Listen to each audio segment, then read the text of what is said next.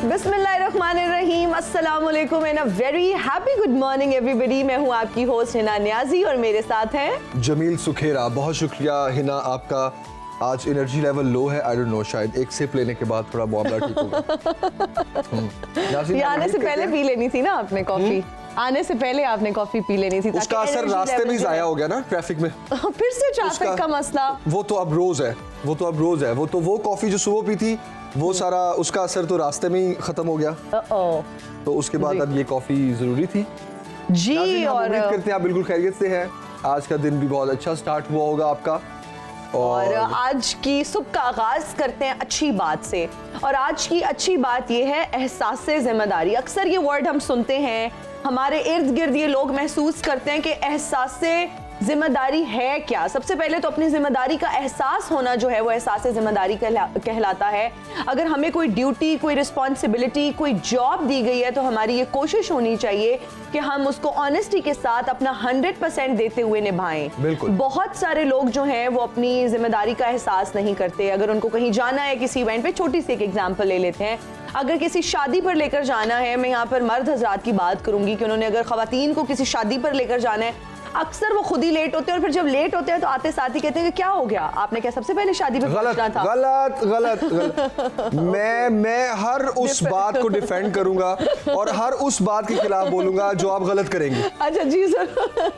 किसने कह दिया मर्द हजरात ने क्या करना, मुंह पे पानी के 2 छींटे मारने, ऐसे बाल्टी करने, कपड़े पहनने और वो रेडी। मतलब टाइम तो खवातीन को लगता है, उन्होंने रेडी होना है, 2 घंटे का तो मेकअप होता है, मैं खवातीन का 4 घंटे के बाल होते हैं, फिर 6 घंटे लगते हैं ये डिसाइड करने में कि पहनना क्या है। तो एहसास जिम्मेदारी बहुत अच्छी आपने बात की। बिल्कुल खवातीन की तैयारी में वक्त लगता है, लेकिन अगर हम एहसास जिम्मेदारी की बात करते हैं तो ये भी आपकी जिम्मेदारी है कि अगर आपने किसी इवेंट पे जाना है, किसी मीटिंग के लिए जाना है, किसी फंक्शन पे जाना है, तो आप उसका जो ड्रेस है, उसकी तैयारी का जो सिस्टम है ना, वो आप एक दिन पहले सारा स्टार्ट कर दें। आपने जाना है जिस दिन, आप उससे पहले जो है ना अपने कपड़े डिसाइड कर लें, अपने जूते, सैलून अपॉइंटमेंट ले लें। अगर आपने शादी पहले एक दिन पहले अपनी तैयारी शुरू कर दी, एक हफ्ता पहले ही ना।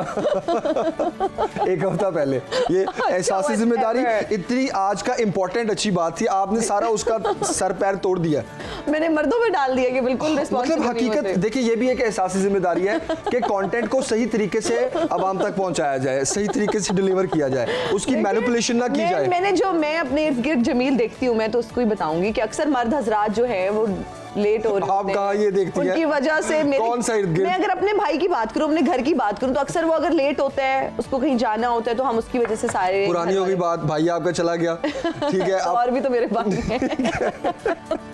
ओके जी। एहसास जिम्मेदारी ये भी है जनाब कि एहसास जिम्मेदारी आप खुद तो अपने आप को ये एहसास दिलाते रहते हैं जी, साथ साथ आप दूसरों को भी ये एहसास दिलाएं। बिल्कुल, बिल्कुल। हिना की बात से टू सम एक्सटेंड मैं अग्री इसलिए भी करूंगा कि कुछ मर्द हजरात थोड़े बहानेबाज भी होते हैं, ठीक है, तो वो थोड़ी अनापरस्ती में और थोड़ी इस तरह की चीजों में भी थोड़ा वो इस तरह का पेन देते हैं अपने इर्द गिर्द के लोगों को, जिसमें उनकी वाइफ भी हो सकती हैं, बहन भी, माँ भी। तो वो जो खवातीन, जो अब खवातीन पर ये इल्ज़ाम तराशी करना कि उनकी वजह से लेट होता है, ये इल्ज़ाम बिल्कुल ठीक है, लेकिन मर्दों पर ये इल्ज़ाम लगाना बिल्कुल ठीक नहीं है। बिल्कुल बिल्कुल मान लिया बिल्कुल आप सही कह रहे हैं। मैं यहाँ पर ये बिल्कुल नहीं कहूँगी कि मर्द हजरात हमेशा, जिम्मेदारी ये है कि आपने अगर कहीं जाना है, कोई कमिटमेंट किया, प्लीज़ उसको रिस्पॉन्सिबिलिटी के साथ आपने टाइमली पूरा करना है। आपको एहसास होना चाहिए कि एक टास्क, एक जॉब आपको दी गई है और आपने उसको, जो आपको टाइम दिया गया, जो वक्त दिया गया, उसमें आपने उसको मुकम्मल करना है, उसको कंप्लीट करना है।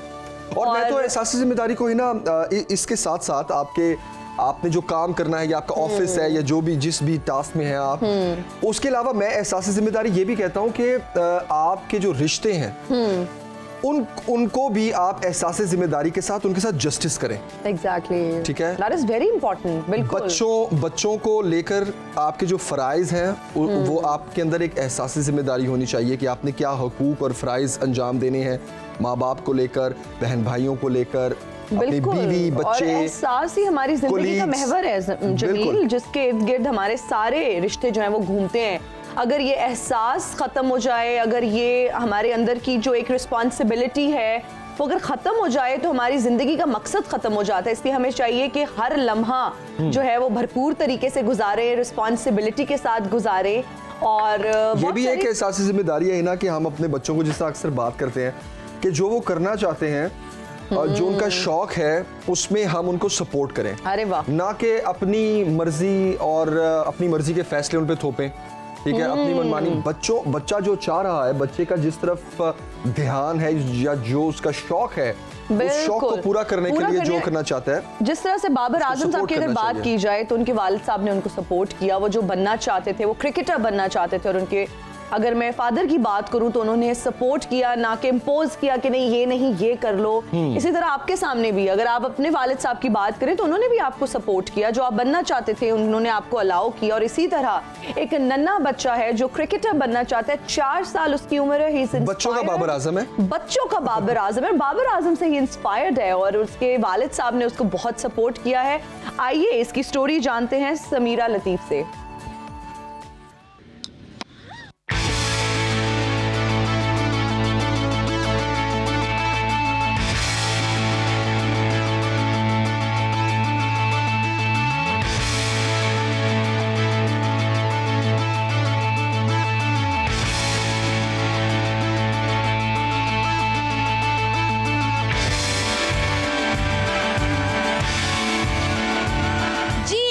जमील, आज मैं मौजूद हूँ फ्यूचर के बाबर आजम के साथ, जिनका नाम है फैजान, जो 4 साल की उम्र में इतने शानदार स्ट्रोक्स मारते हैं और इतनी बेहतरीन कवर ड्राइव खेलते हैं कि देखने वाले दंग रह जाते हैं। बाबर आजम के साथ भी उनके वालिद ही की सपोर्ट थी। बाइक पर स्टेडियम पर लेके जाना और फिर स्टेडियम के बाहर अपने बेटे का घंटों इंतजार करना और पता नहीं क्या क्या जतन करना कि किसी तरह मेरा बेटा जो है वो कामयाब हो जाए और पाकिस्तान का नाम रोशन करे। आज यहाँ पर हमारे साथ मौजूद है फैजान और उनके वालिद साहब। आइए चलते हैं और उनसे बात करते हैं।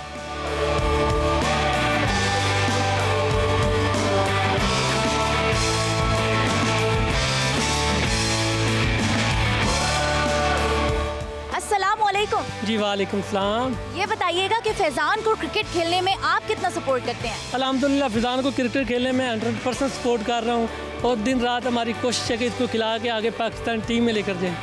अच्छा, मुझे ये बताएं कि फैजान किसी क्रिकेट एकेडमी या कोच सेंटर से जो है वो ट्रेनिंग ले रहा है या फिर बजाते खुद ही ट्रेनिंग कर रहा है? नहीं, फैजान को अल्हम्दुलिल्लाह मैं ही ट्रेनिंग करा रहा हूँ, किसी कोच तो नहीं करवा रहा हूँ। इसका कोच भी मैं हूँ और वालिद भी मैं हूँ और अल्हम्दुलिल्लाह हमारी यही सोच है कि इसे आगे लेकर जाएं। अच्छा, आप भी क्रिकेट खेलते हैं या क्या, मतलब क्या चीज़ आपकी अपनी एकेडमी है? नहीं, मेरी अपनी एकेडमी नहीं। बचपन में मुझे शौक़ था क्रिकेट खेलने का, लेकिन वालदैन की तरफ से मुझे सपोर्ट नहीं था, इसलिए अब अल्हम्दुलिल्लाह शादी हुई, बच्चे हुए। मैं कह रहा हूँ जो जिस फील्ड में मेरे बच्चे जाना चाहते हैं उसमें जाएँ। अब मेरे बच्चे को क्रिकेट का शौक़ है तो मैं इसे 100% सपोर्ट कर रहा हूँ। बेहतरीन, ये तो बेहतरीन हो गया। अच्छा, मुझे ये बताएं कि फैजान कितने घंटे की ट्रेनिंग करता है और कितने अरसे से खेल रहा है? फैजान तकरीबन 6 माह से खेल रहा और दिन में तकरीबन 1 घंटा 2 घंटे दिन में करता और रात को 1-2 घंटे ट्रेनिंग करता है। और ये बताएं कि 4 साल इसकी उम्र है ना? बिल्कुल 4 साल। इस उम्र में तो बच्चों को ये समझ बूझ ही नहीं होती कि वो सब्जेक्ट कौन सा चूज़ करे। तो फैजान को इस उम्र में या फिर आपको इस कैसे पता चला कि इस उम्र में फैजान को क्रिकेट खेलने का शौक़ है? असल में मुझे भी क्रिकेट का शौक़ था, तो अल्हम्दुलिल्लाह जब बच्चा पैदा हो तो मुझे भी इसमें जो जोश लगा जो मेरे में बचपन में था। एक दिन मैंने इसको बैट लेकर दिया तो इसमें वो मुझे वलवला नज़र आया जो बचपन में मुझे था। तो बाद में मैंने इसे बैट प्रॉपर खिलाना शुरू किया। अल्हम्दुलिल्लाह अब आपके सामने है। चला बेहतरीन। अच्छा, मुझे ये बताएं कि फैजान की अम्मी डांटती तो नहीं है कि मेरे बेटे को किस काम पे लगा दिया? नहीं, फैजान की अम्मी इस तरह कुछ भी नहीं कहती।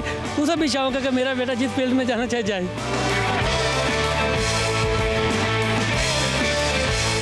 फैजान, मुझे ये बताएं कि आपका फेवरेट प्लेयर कौन सा है? बाबर आजम। अरे वाह, बाबर आजम का फेवरेट प्लेयर तो बाबर आजम ही निकला। अच्छा फैजान, मुझे ना क्रिकेट खेलनी नहीं आती, मुझे सिखाओगे?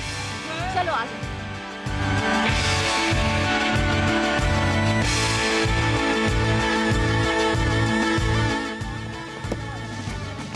जहां आजकल के बच्चे आउटडोर एक्टिविटीज से दूर है, वहां पर फैजान आजकल के बच्चों के लिए एक मोटिवेशन है।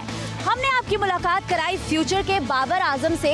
अब जब फैजान बड़ा होकर क्रिकेट खेलेगा ना और पाकिस्तान का नाम रोशन करेगा, तब हम क्लेम करेंगे कि फैजान का पहला इंटरव्यू हमने किया था। जी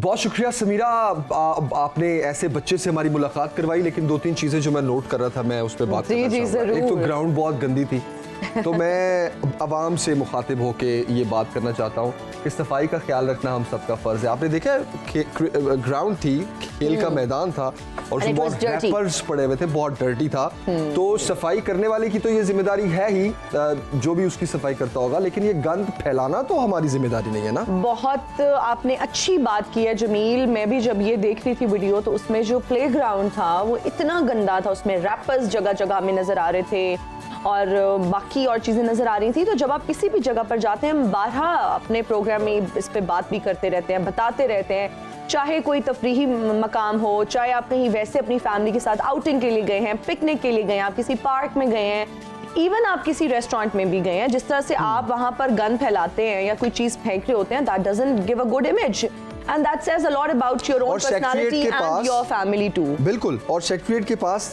बड़ी मशहूर ये बाबा ग्राउंड है और बहुत यहाँ पर मतलब फ्रीक्वेंटली लोग खेलते रहते हैं, बच्चे आते रहते हैं। एहसास से जिम्मेदारी की हमने बात की, तो ये भी एहसास है कि आप किसी जगह पर अगर जाते हैं, वहाँ पर आप खेल रहे हैं, बच्चों के साथ जाते हैं, तो वहाँ पर गंद ना फैलाएं, और अगर आपको गंद नजर भी आता है, कचरा नजर आता है, तो उठा लें, इसमें कोई बुरी बात नहीं है। और दूसरा मैं ये अप्रिशिएट करना चाहूँगा कि वो विकेट पे मेरी नज़र पड़ी, तो जुगाड़ में तो हम माहिर हैं पाकिस्तानी ठीक है, तो वो मुझे बड़ा अच्छा लगा। विकेट का जुगाड़ आपको अच्छा लगा? वो जुगाड़ मुझे इसलिए अच्छा लगा क्योंकि लोग या तो लोहे की बनवाते हैं, हाँ जी, और रॉड्स होते हैं, उसको वेल्डिंग करवा के एक बना लेते हैं कि टूटे ना और लॉन्ग टाइम वो चले, और या फिर जो सही विकेट्स होती हैं उनको तो जमीन में गाड़ना पड़ता है ना खेलने के लिए, तो ये सीमेंट पिच थी, तो उस पे ये विकेट किस चीज की बनी हुई थी ना? Any gas? ये जो पानी के पाइप्स नहीं होते जो पाइपिंग करते हैं पानी की, पीवीसी जो पाइप्स होते हैं, यस, उसकी वो बनी हुई थी, उसको पूरा एल्बोज लगा के और पूरा कर्व करके बड़ी अच्छी लग रही थी वो। तो एग्जैक्टली, और जमील आपको पता है, अप्रिशिएट करता हूँ, आपकी बड़ी अच्छी ऑब्जर्वेशन है, आई मस्ट अप्रिशिएट। और यहाँ पर ये भी बताते चले कि ये जो बच्चा है, नन्ना बच्चा जो है फैजान, इसके टिकटॉक पर मिलियन फॉलोअर्स हैं, इसकी वीडियोस वायरल होती हैं, बहुत सारे इसके फैंस हैं। छोटा सा बच्चा है लेकिन माशाल्लाह से इमेंसली टैलेंटेड है और काम बड़े बड़े करेगा, एंड आई एम श्योर कि आगे जाके अपने वालिदैन का नाम रोशन करेगा, और हम उम्मीद करते हैं हमारी बहुत सारी दुआएं जो हैं वो फैजान के लिए हैं।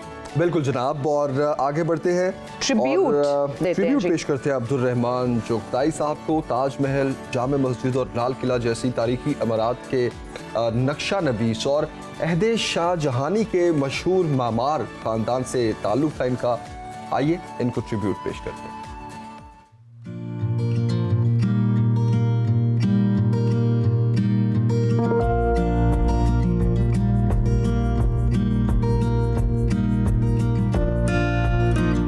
ताजमहल, जामिया मस्जिद और लाल किला दहली जैसी तारीखी अमरात के नक्शा नवीस और अहदे शाहजहानी के मशहूर ममार खानदान से ताल्लुक रखने वाले अजीम मुसव्वर अब्दुल रहमान चुगताई 21 सितंबर 1897 को लाहौर में पैदा हुए। उन्होंने मुसव्वरी को पहले मशगले के तौर पर इख्तियार किया और फिर Mayo school of arts Lahore से 1914 में ड्राइंग का इम्तिहान पास किया और फिर यहीं पर मुसव्वरी की तालीम देने लगे। 1919 में जब उनकी तस्वीर कलकत्ता के रसाले मॉडर्न रिव्यू में शाया हुई तो हर तरफ उनके फन की धूम मच गई। इस जमाने में उन्होंने मुसव्वरी में अपने जुदागाना असलूब की बुनियाद डाली, जो बादशाह चुगताई आर्ट के नाम से मशहूर हुआ। 1928 में उन्होंने मरक्का चुगताई शाया किया, जिसमें गालिब के कलाम की मुसव्वराना तशरीह की गई थी। 1935 में गालिब के कलाम पर उनकी दूसरी किताब नक्शे चुगताई शाया हुई। क़याम पाकिस्तान के बाद उन्होंने पाकिस्तान का पहला डाक टिकट डिजाइन किया। रेडियो पाकिस्तान और पाकिस्तान टेलीविजन के मोनोग्राम भी उन्होंने तैयार किए। वो एक अच्छे अफसाना निगार भी थे। उनके अफसानों के 2 मजमूए लगान और काजल शाया हुए। अब्दुल रहमान चुगताई ने 17 जनवरी 1975 को लाहौर में वफात पाई। उनकी तस्वीर बेशुमार आर्ट गैलरियों के अलावा अक़वाम मुत्तहिदा की इमारत और दी हैग के कसरे अमन में भी आवेज़ा हैं। और अब बात करते हैं जी बर्थडे की। हमारी एक बहुत ही फेवरेट, बहुत ही अमेजिंग मैं अगर अपनी बात करूं तो शी इज माय फेवरेट। आजकल सोशल मीडिया पर छाई हुई है। छाई हुई हैं और बहुत पहले से छाई हुई हैं जी। हम बात कर रहे हैं सजल अली की। 17 जनवरी 1994 को जो है ये लाहौर में पैदा हुई हैं। 1994 मतलब कुछ साल पहले ही पैदा हुई हैं। नहीं, जरूरी नहीं था, बस ठीक है 17 जनवरी को पैदा कोई हुई। बात नहीं, हर जगह लिखी अगर है। हिना अगर हम और गलत उनके हो गए, बारे में अगर हम गलत हो गए, बट फिर भी जो हमें क्रेडिबल सोर्स से ये इंफॉर्मेशन मिली है उस पर ये मेंशन था, तो हमने सोचा आप लोगों को बता दें। और 2000 हमारी क्रेडिबल सोर्स गोंदल साहब है तो इसीलिए मैं कह रहा था ये हज़फ कर जाए। चले 17 जनवरी को जी वो लाहौर में पैदा हुई हैं। 2009 में उन्होंने अपने करियर का आगाज किया है ड्रामा नादानिया से, और 2011 में ड्रामा महमूदाबाद की मलकाएं से उन्होंने बेपनाह शोहरत हासिल की। बाद में उन्होंने बहुत सारे कामयाब टेलीविजन ड्रामों में भी जो है वो बहुत इंपॉर्टेंट मेन कैरेक्टर उनके थे, जिसमें है मोहब्बत जाए भाड़ में, जो उनका एक ड्रामा था वो बहुत देखा जाता था, बहुत पसंद किया जाता था। Sajal Ali, happy birthday, many many happy returns of the day. और मोहब्बत जाए भाड़ में आपने जो बोला है ना, ये जो भाड़ आपने बोला है ना, बड़ा अच्छा बोला है। और इसके अलावा सजल अली ने जी इंडियन एक्ट्रेस श्रीदेवी के साथ भी फिल्म माँ में भी उन्होंने बहुत जबरदस्त अदाकारी दिखाई। मॉम फिल्म का नाम था। और उसकी उर्दू माँ ही हुई, उर्दू माँ ही हुई एग्जैक्टली। और उसके अलावा अगर हम बात करें हॉलीवुड में भी उन्होंने काम किया, बॉलीवुड में भी काम किया।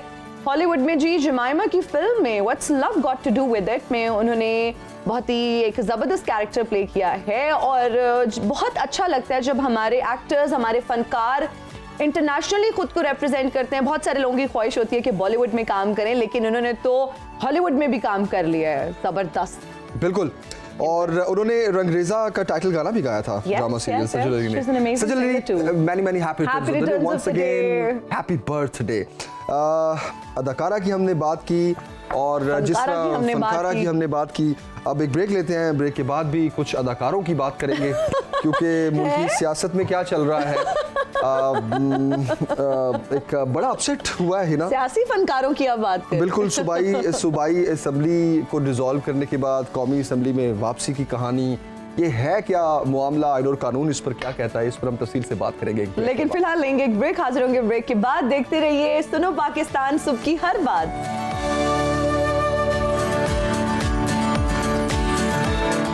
नाज़रीन, पॉलिटिकल सिनेरियो कुछ इस तरह से है कि मुल्की सियासत में बड़ा अपसेट। तहरीक इंसाफ की कौमी असम्बली में वापसी, निगरान वज़ीर आला के लिए नाम जो तजवीज़ किए गए हैं, साबिक वज़ीर आज़म इमरान खान और कायम मकाम वज़ीर आला पंजाब परवेज़ इलाही के दरमियान सूबे के निगरान वज़ीर आला के नाम पर मुशावरत हुई। मुशावरत के बाद पंजाब के निगरान वज़ीर आला के लिए 3 नाम तजवीज़ किए गए।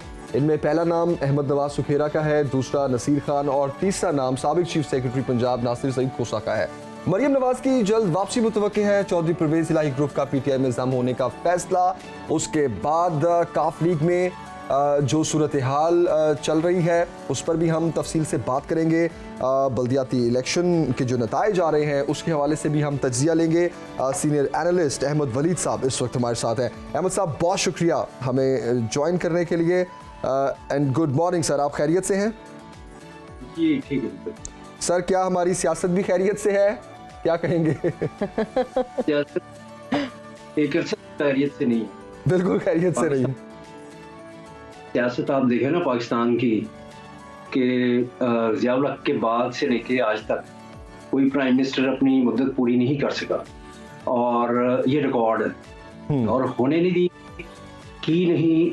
मतलब इस तरह से पाकिस्तान की जमहूरियत जो है उसको इतने सेटबैक्स लगे कि दुनिया के किसी मुल्क में ऐसा नहीं हुआ होगा। ठीक है, गवर्नमेंट्स जो है पॉपुलर होती हैं लेकिन ये कि थ्रू लीगल तरीक़ेकार से, जैसे डेमोक्रेटिक वे है उससे, तो ठीक है। इमरान खान साहब की हुकूमत जो है एक नो कॉन्फिडेंस मोशन के थ्रू हुई है, उसमें इमरान खान साहब गए हैं। ये पहले प्राइम मिनिस्टर पाकिस्तान के जो इस तरह से अपनी हुकूमत खो बैठे।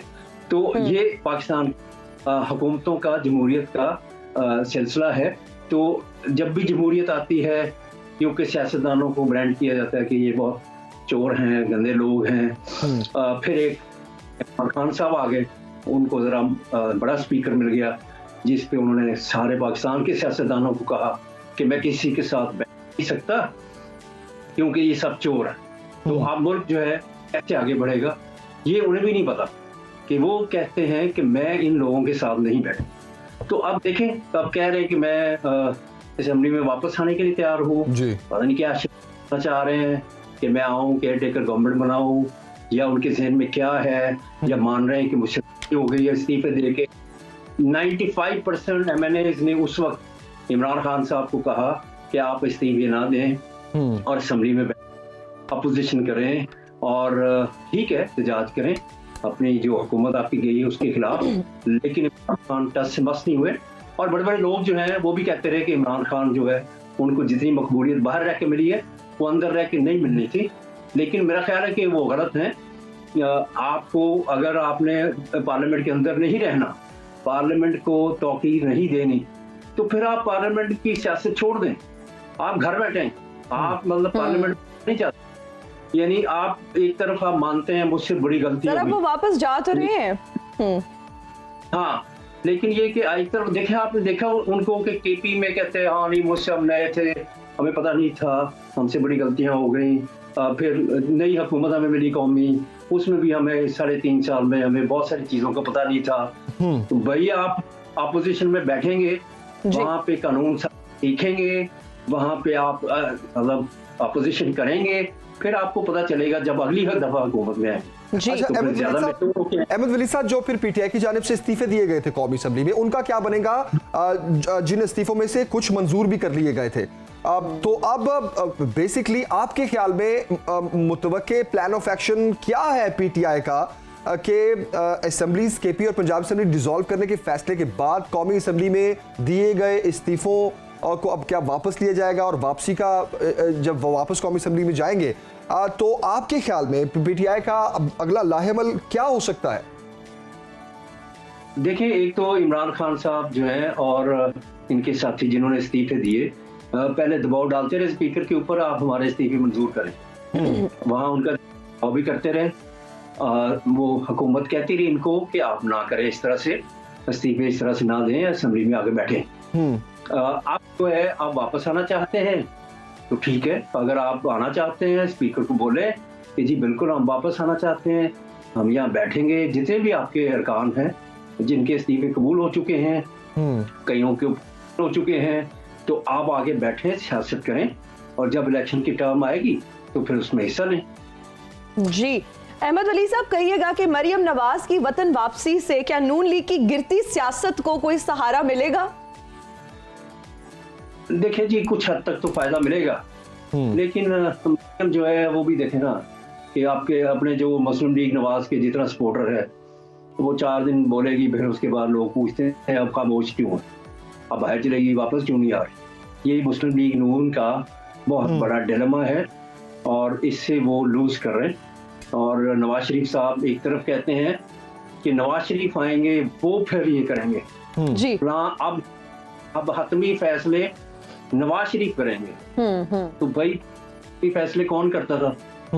यानी कि नवाज शरीफ साहब समझते हैं कि ये जो उनके भाई या सारे मैच्योर सियासतदान ये जितने फैसले कर रहे हैं उनमें से कुछ गलत भी होंगे या दुरुस्त नहीं होंगे या उस तरह से कारआमद नहीं होंगे, तो आपके ख्याल में वो उनके फैसले थे और जो फैसला आप वो दुरुस्त होगा।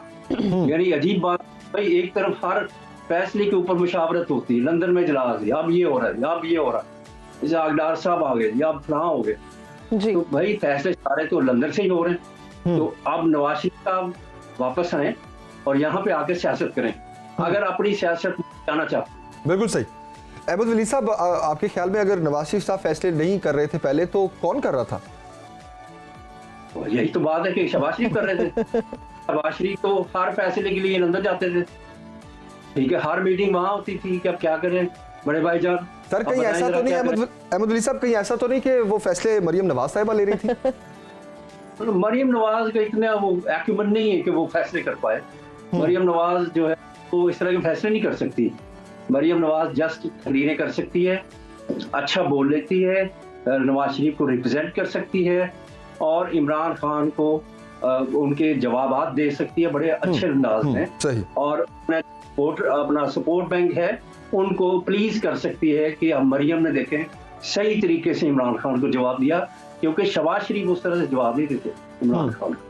अच्छा अहमद वली साहब, अब चौधरी परवेज इलाही ग्रुप का पीटीआई में जाम होने के फैसले पर चौधरी शुजात ने नोटिस जारी किया और पीटीआई में जाम होने के बाद काफली का मुस्तकबिल अब आप क्या देख रहे हैं? अब इस तरह की एक दरार पहले भी आई जब पंजाब असम्बली का मामला था सीएम शिप का, तो उसमें भी हमें काफली 2 धड़ों में नजर आई और अब एक बार फिर। आपके ख्याल में इसके पीछे क्या वजह है? देखिए जी, अगर परवेज इलाही साहब और मुनीस इलाही ये चाहते हैं कि हम पीटीआई में शामिल होना चाहते हैं तो जाएं वहां पे शामिल हो जाए। इसमें क्या कि जी हम जा रहे हैं, हम छोड़ देंगे, हम हो रहे हैं, हम क्या होना, आप आराम से इस्तीफे दें और जाके उधर बैठ जाए। तो चॉइस जो है वो खुद ही अपना बाकी काफिली जो होगी वो उनको देखेंगे।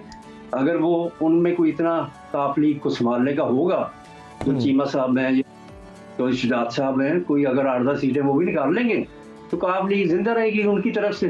तो चौधरी ने अगर फैसला कर लिया है कि कायदे आजम से बड़ा लीडर जो है, कायदे आजम के बाद बड़ा लीडर इमरान खान आया है, तो बस ठीक है, फिर उसके फॉलोअर बन जाए और उनके पीछे अपनी सियासत जो है फिर ठीक है, उनके सब पे छोड़ दें कि जी जहां वो कहेंगे भाई वहां से हम इलेक्शन लड़ेंगे और जितनी सीटें ये सीटें दिखा फिर वो जो वो देंगे वो आपको मिलेगा।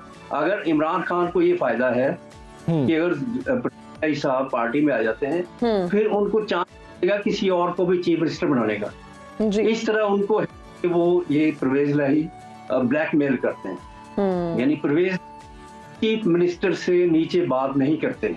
उस्मान बुज़दार जब चीफ मिनिस्टर थे तो परवेज इलाही बड़े ओपनली कहते थे कि ठीक है उस्मान बुज़दार जो है चीफ मिनिस्टर रहे तो मुझे कबूल है, मैं स्पीकर ठीक हूँ, अगर उस्मान बुज़दार की जगह किसी और को स्पीकर लगाना है तो वो मैं हूँ, वो चीफ मिनिस्टर होना है तो वो मैं हूँ। तो इसका मतलब है मुझे अगर चीफ मिनिस्टर नहीं लगाएंगे तो मैं आपका साथ जोड़ दूंगा। तो इस तरह से वो धमकी, तो ये सारा पीटीआई का बड़ा गम गुस्सा है और फिर पीटीआई के अंदर गम गुस्सा है कि सीएम सेक्रेटेरिएट से अहमद वलीद साहब, निगरान वजीर आला की अगर बात करें तो उसका फैसला क्या इलेक्शन कमीशन करेगा या फिर हुकूमत और अपोजिशन का ये मुश्तरका फैसला होगा? देखिए 3 नाम आएंगे, एक नाम पे नून लीग मान रही है लेकिन वो खुद नहीं मान रहे, तो अगर ये मामला जो है तय ना कर पाए फिर इलेक्शन कमीशन की तरफ जाएगा। तो इलेक्शन कमीशन जो है वो चीफ देगा, तो इनको चाहिए कि आपस में बैठ के एक चीफ मिनिस्टर जो है उसको एग्री कर लें दोनों पार्टीज, तो ताकि आगे फिर इलेक्शन की तरफ जाया जा सके। तो आपको नजर आ रहे हैं कोई चांसेस कि जल्दी हो जाएंगे इलेक्शंस? हाँ जी, 90 रोज के अंदर होने इलेक्शन, अगर डिले होंगे उसकी लीगल हिच जो है वो अगर आएगी या मतलब अगर कमीशन देखे कि जी रमजान है, बारिशें हैं, कोई मामला इस तरह का आ जाए तो आगे पीछे हो सकते हैं। लेकिन इमरान खान की कोशिश है कि 90 रोज के अंदर इलेक्शन हो, ये ना हो कि आगे बारिशें आए और रमजान आए और बाद इलेक्शन हो। खान साहब ने मकबूलियत जो है बिल्कुल अहमद वली साहब, खान साहब का तो इमरान खान साहब का तो कल का ही बयान भी है कि अप्रैल में उनको इलेक्शंस नजर आ रहे हैं, आम इंतखाबात। अहमद वली साहब, कराची की थोड़ी सूरत हाल पर बात करते हैं। बल्दियाती इलेक्शंस के जो नताइज सामने आ रहे हैं उसमें पीपल्स पार्टी पहले नंबर पर है ज़्यादा सीटों के साथ, उसके बाद जमात इस्लामी है, फिर पीटीआई है। तो अब ये भी कहा जा रहा है कि हम नताइज नहीं मानेंगे, जमात इस्लामी की जानिब से भी कुछ सीट्स पर ऐसा कहा गया है। आपके ख्याल में क्या बल्दियाती सेटअप जो है वो फाल हो जाएगा कराची में? ये सेटअप तो बहाल हो, ठीक है, एहतजाज वगैरह होंगे। पीपल्स पार्टी ने ऑफर की है जमात इस्लामी को कि उनकी भी नशिस्तें अच्छी हैं तो मिल बैठ के कुछ चीज़ें तय की जा सकती हैं। यहाँ पे मामला सिर्फ एमक्यूएम का आया था, उन्होंने तकरीबन बाइकआउट किया हुआ था। तो कराची में लोग ये कह रहे थे कि अगर 10 वोटर है टोटल एमक्यूएम का तो 2 वोटर जो है निकले बाहर वोट डालने के लिए। तो लो टर्नआउट, बहुत लो टर्नआउट था, सड़कों पे कोई नज़र नहीं आ रहा था और दूसरे छोटे शहरों में ज़्यादा टर्नआउट था कराची की निस्बत। तो इसका मतलब कि एमक्यूएम ने बिल्कुल इंटरेस्ट नहीं लिया और उनको चाहिए था वैसे कि एक अच्छा मौका था, दोबारा से वो वापस आ रहे हैं तो इलेक्शन में अच्छी तरह से अपने आप को इन करते, तो अगले फिर जो जनरल इलेक्शंस हैं उनके लिए फिर उनको ज़्यादा फायदा होना था।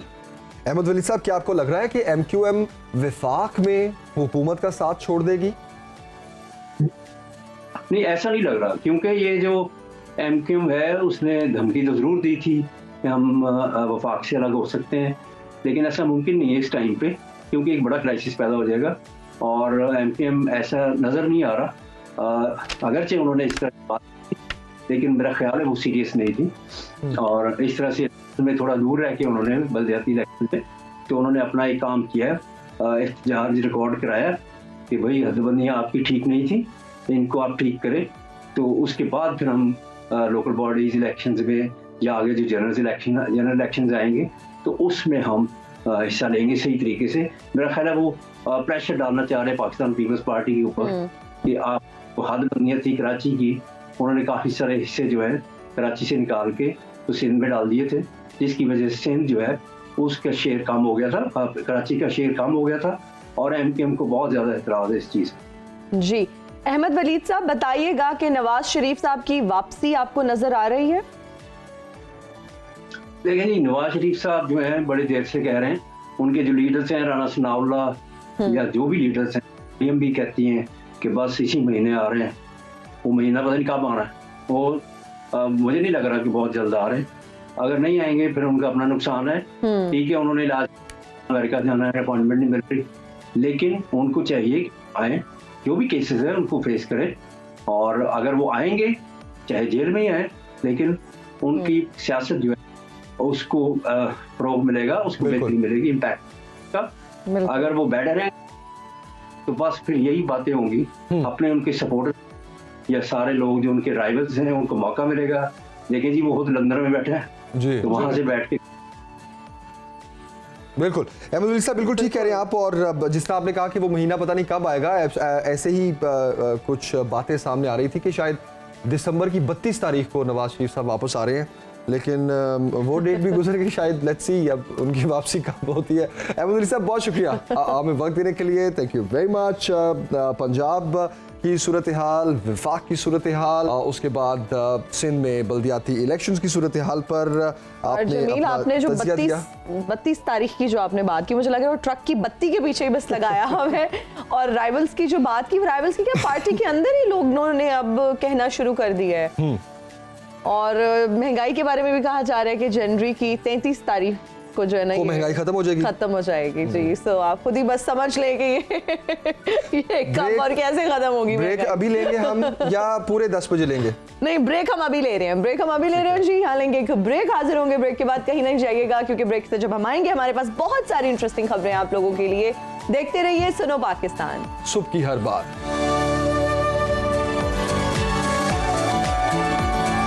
Right back after the break, you're watching सुनो पाकिस्तान, सबकी हर बात। और अब शेयर करेंगे कुछ इंटरेस्टिंग खबरें आपके साथ from all over the world. और पहली खबर है एक बिल्ले की जिसका नाम है टैटू। और ये बिल्ला जो है ये बोलिविया की हुकूमत ने इसको ढूंढने की बहुत कोशिश की है। बोलिविया से गायब हो चुका है बिल्ला, एक निजी प्रवास के दौरान जो है ये बिल्ला गुम चुका है और इसको ढूंढने की हर मुमकिन कोशिश की है कि किसी तरह जो है ना ये बिल्ला मिल जाए। अब इसकी तलाश में पुलिस, फायर फाइटर, आम अफराद और जानवरों से जो है ना राब्ता करने वाले माहिरीन भी इसमें शामिल हो चुके हैं। लेकिन टैटू नामी बिल्ले की जो मालकिन है, बहुत बड़ा चैलेंज बन गया इसकी बहुत बड़ा चैलेंज बन गया है। और इसकी जो मालकिन है उनका ये कहना है कि वो अपने बिल्ले से बहुत प्यार करती हैं। सोशल मीडिया पर अपने पालतू जानवर की जो है तस्वीर और तफसीलात पोस्ट करके उन्होंने आवाम से दरख्वास्त की है कि अगर किसी को भी किसी भी सूरत में ये बिल्ला मिल जाए तो प्लीज वो उन तक ये बिल्ला पहुंचा दे। इस बिल्ले की सारी वो बता दें जो उन्होंने ऐड दिया ना, हो सकता है पाकिस्तान से मिल जाए। कैसा है ये बिल्ला? अच्छा, मुझे लग रहा है पाकिस्तान में ऐसे बिल्ले बहुत फिर रहे हैं। टैटू इधर ही से भेजते हैं। सफेद और सुरमई रंग का एक नौजवान बिल्ला है, उनका ये कहना है। और उनका ये भी कहना है कि बिल्ला बहुत लाडला है। उसकी गुमशुदगी के लिए जो है ना बोलिविया के एक वजीर ने जानवरों से राब्ता करने वाले साइकिक माहिरीन से भी राब्ता किया। और दूसरी जानिब जो है पुलिस और दीगर अफराद इसकी तलाश में जारी हैं। और इसी वजह से जो है ना बहुत सारे इदारे टैटू की तलाश में अब तक नाकाम रहे हैं और 8 दिसंबर से ये बिल्ला जो है ये गायब है।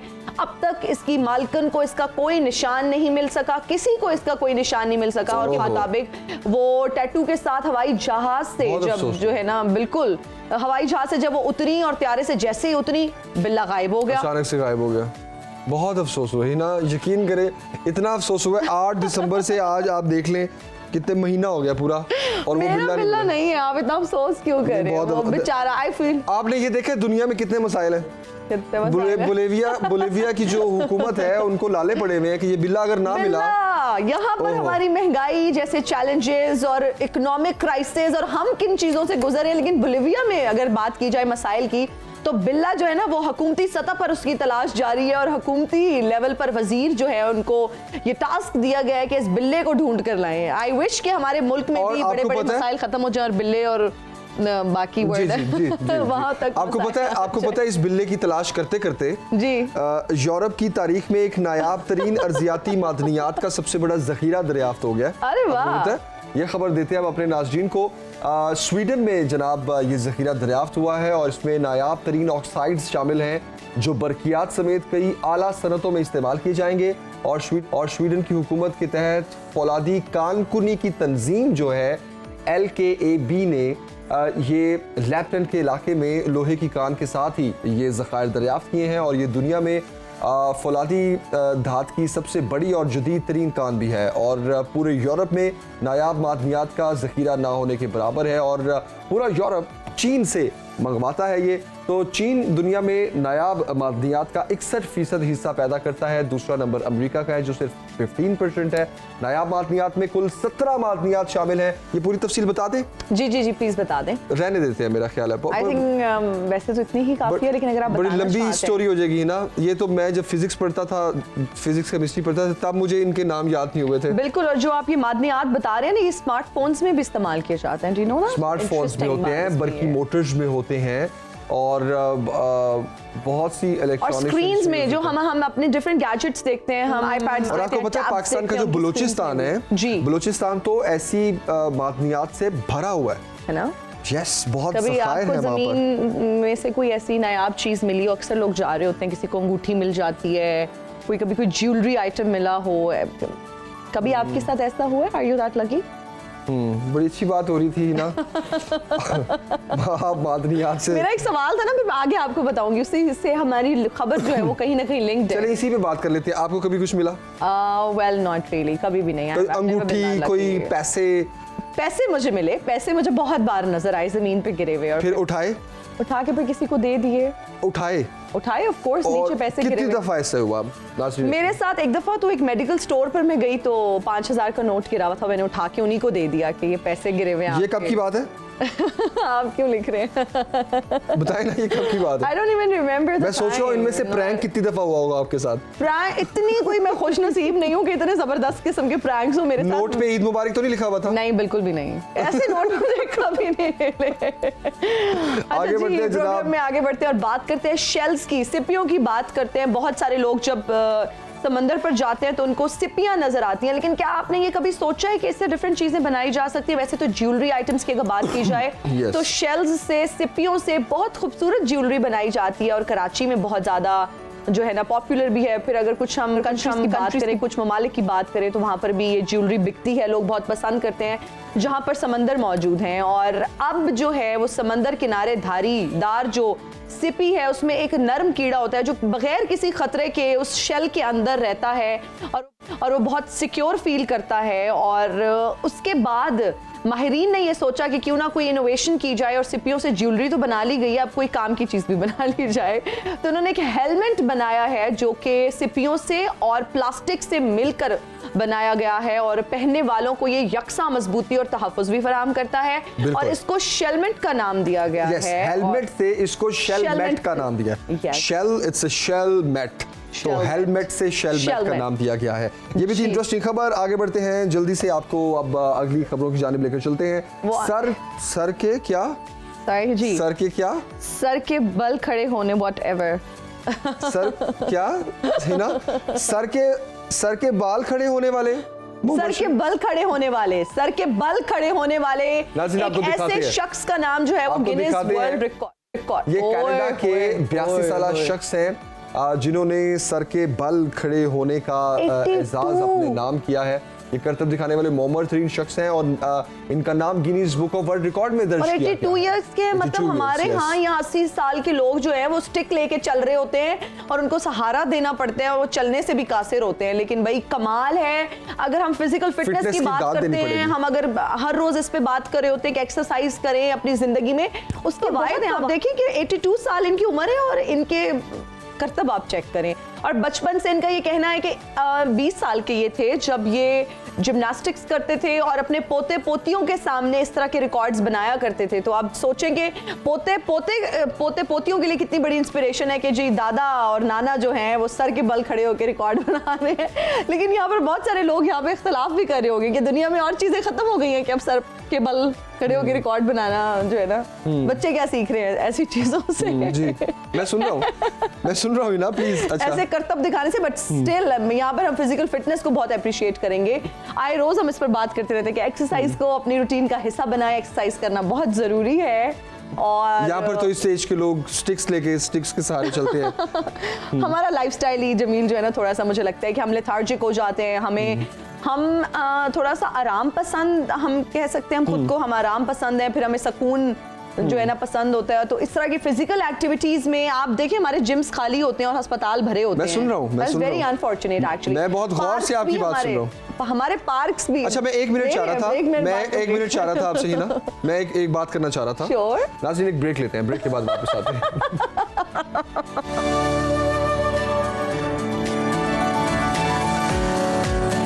And we're right back after the break. You're watching सुनो पाकिस्तान, सुबह की हर बात, और अब बात करेंगे आपकी हमारी सेहत की।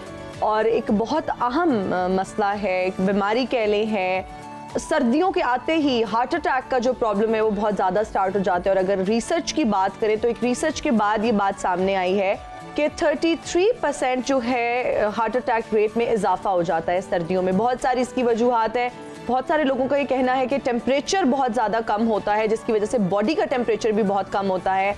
और जब बॉडी का टेम्परेचर कम होता है तो खून की जो गर्दिश है या ब्लड की जो सर्कुलेशन है उसका अमल बहुत स्लो हो जाता है, जिसके बाद बहुत सारे लोग जो है वो फालिज में मुब्तला हो जाते हैं। बहुत सारे लोगों को दिल का दौरा भी हो सकता है। बिल्कुल। इस पर आज हम डिटेल से बात करेंगे। बिल्कुल ऐसी सूरत हाल में इसका इलाज किस तरह से मुमकिन है, और सर्दियों में दिल के दौरे ज़्यादा होने की वजह क्या है, और अपने आप को आप बचा किस तरह सकते हैं, इस पर बात करने के लिए डॉक्टर एजाज खरल साहब असिस्टेंट प्रोफेसर है हमारे साथ मौजूद है स्टूडियोज में। डॉक्टर साहब thank you very much for joining us. Good morning, आप खैरियत से हैं? अल्लाह का शुक्र है। डॉक्टर साहब क्या वजह है कि सर्दियों में हार्ट अटैक के केसेस ज़्यादा रिपोर्ट होना शुरू हो जाते हैं? सबसे पहले तो इस पर बात करते हैं। जी बिल्कुल, जिस तरह मैडम ने थोड़ा सा ब्रीफ किया कि सर्दियों के अंदर एक टेम्परेचर का बड़ा रोल है। बॉडी जो ऑटो रेगुलेशन होती है, बॉडी का टेम्परेचर मेंटेन हो रहा होता है। तो जब हम बहुत ज़्यादा कह लें कि एक्सट्रीम टेम्परेचर को बॉडी एक्सपोज होती है, ख़ासकर वो लोग जो दिल की अमराज में पहले ही मुब्तला होते हैं, किसी को दिल का अटैक हो चुका होता है, किसी की दिल की शरियानों में तंगी होती है,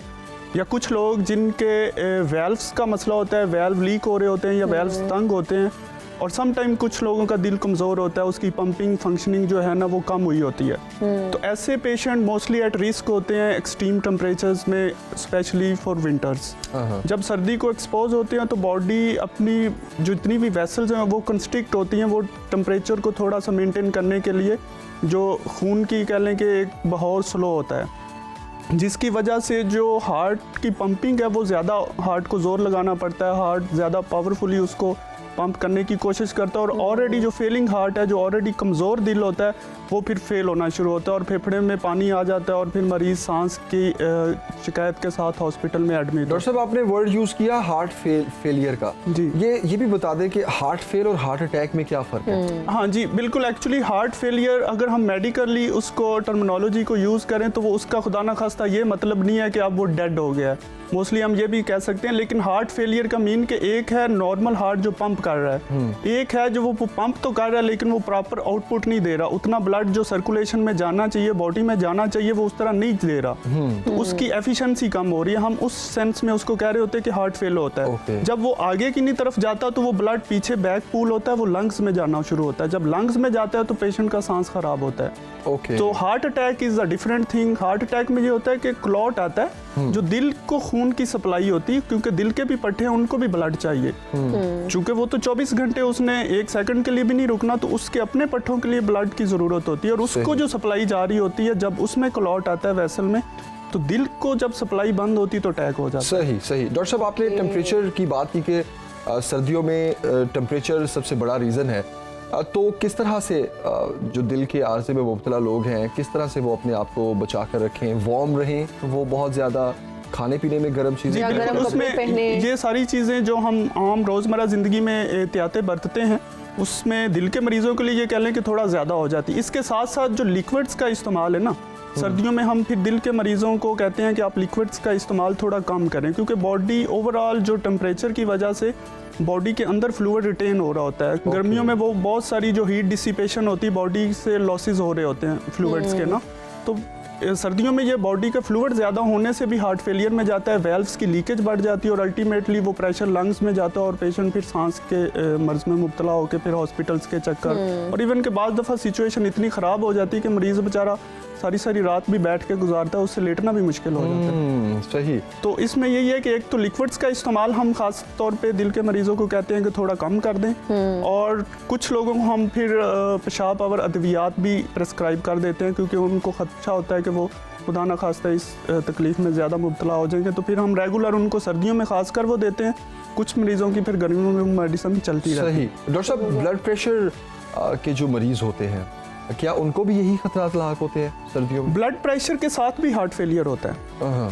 एक्चुअली जब ब्लड प्रेशर के साथ हाई ब्लड प्रेशर के साथ भी पेशेंट हार्ट फेलियर के साथ आता है, वो कंप्लेंट ये नहीं करता कि मेरा मतलब मुझे हाई ब्लड प्रेशर, वो कंप्लेंट यही लेके आता है जी सांस खराब हो गया। इसको हम हाइपरटेंसिव हार्ट फेलियर कहते हैं, कि जब बॉडी का बहुत ज़्यादा ब्लड प्रेशर होता है तो भी हार्ट फेलियर में चला जाता है, उसको ज़्यादा वर्कलोड करना पड़ता है। तो डॉक्टर साहब, खुदा न खास्ता इससे डेथ भी हो सकती है हार्ट फेलियर से? हार्ट फेलियर अगर प्रॉपर्ली मैनेज नहीं होता तो डेथ के चांसेस होते हैं। हार्ट अटैक से ज़्यादा होते हैं या हार्ट फेलियर से ज़्यादा होते हैं?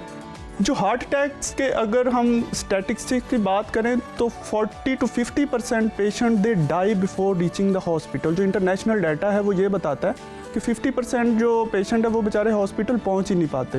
तो हार्ट अटैक की मॉर्टेलिटी एक्यूट ज़्यादा है जो सडन है, लेकिन जो हार्ट फेलियर की मॉर्टेलिटी है वो लॉन्गर रन में ज़्यादा है। अच्छा। जो एक दफ़ा मरीज उसका दिल कमज़ोर हो गया तो उसको ज़्यादा चांस है कि उसकी डेथ हो जाए। इन सारी सिचुएशन से, इस सारी चीज़ से बचने के लिए क्या ऐसी एहतियाती तदबीर हैं जिनको अपनाना चाहिए ताकि खुदा न खास्ता हार्ट अटैक ही ना हो, हार्ट फेलियर ही ना हो, हमारी हार्ट हेल्थ जो है वो बहुत अच्छी रहे, हमारा दिल बहुत एफिशिएंटली अच्छे तरीके से ब्लड पंप करता रहे, कोई इस तरह का मिसहैप ना हो? देखें जी, कुछ कुदरत ने इंसान की किस्मत में चीज़ें लिखी हैं, कुछ हमारे इख्तियार में है।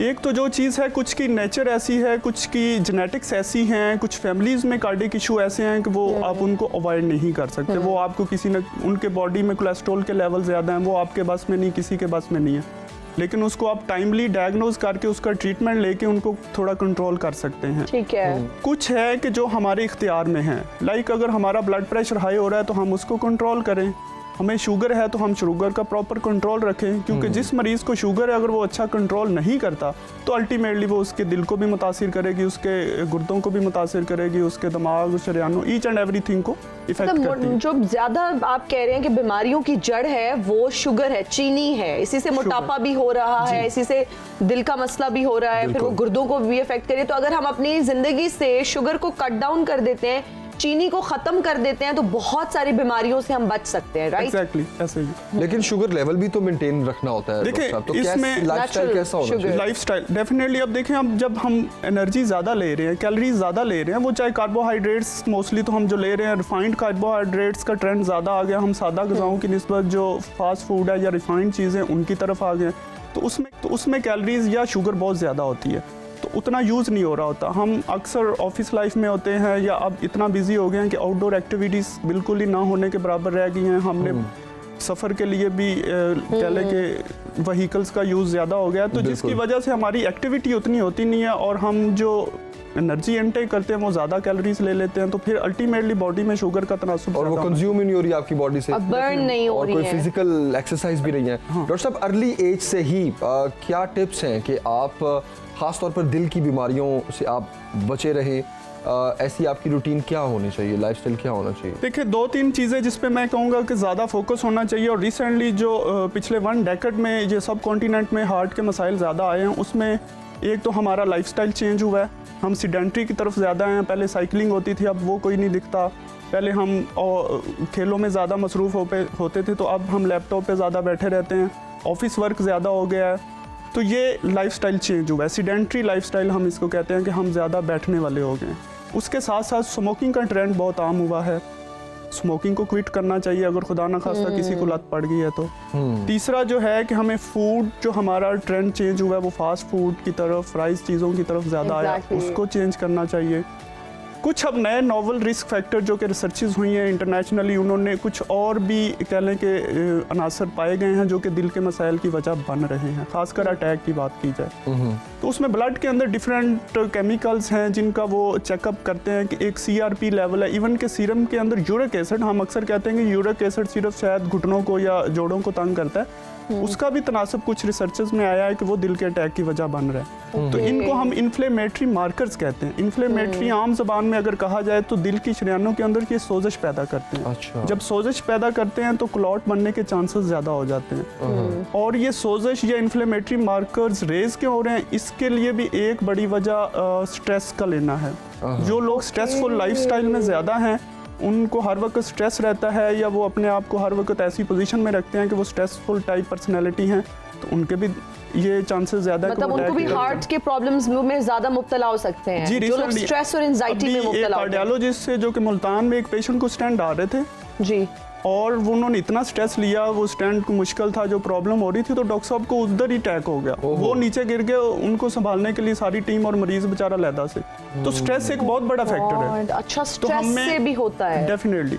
कुछ हार्मोन्स बॉडी के अंदर ऐसे होते हैं जो रिलीज होते हैं, जिनको हम स्ट्रेस हार्मोन्स कहते हैं ना, वो अल्टीमेटली फिर इन्फ्लेमेशन को प्रोवोक करते हैं। तो नई रिसर्च में और क्या इसके अलावा ऐड हुई? इसके अलावा भी 2-3 फैक्टर्स हैं जो कि बॉडी के ब्लड के अंदर उसको कैलकुलेट या मेजर किया जा सकता है। फाइब्रिनोजिन लेवल्स होते हैं, इसके अलावा फिर एपोप्रोटीन, ये डिफरेंट केमिकल्स हैं। अच्छा डॉक्टर साहब, एक रिसर्च ये भी आई थी कि अगर आप अपना मोबाइल फोन जो है, लड़कों की मैं बात कर रही हूँ, अगर आप अपने ब्लेजर के या जैकेट के फ्रंट पॉकेट में रखते हैं, इवन शर्ट के front pocket near to your heart, तो आपको खुदा न खास्ता हार्ट अटैक के चांसेस बढ़ जाते हैं। इसमें क्या कोई सदाकत है? क्योंकि कहते हैं कि मोबाइल फोन से हार्मफुल रेज निकलती हैं जो कि they are not good for our body, और फिर अगर दिल के उसको बहुत करीब रखें और अगर वाइब्रेट हो रहा है आपका फोन बार बार, या आपकी नोटिफिकेशन आ रही है, तो वो भी आपके दिल को अफेक्ट कर सकता है। क्या इस बात में कोई सदाकत है?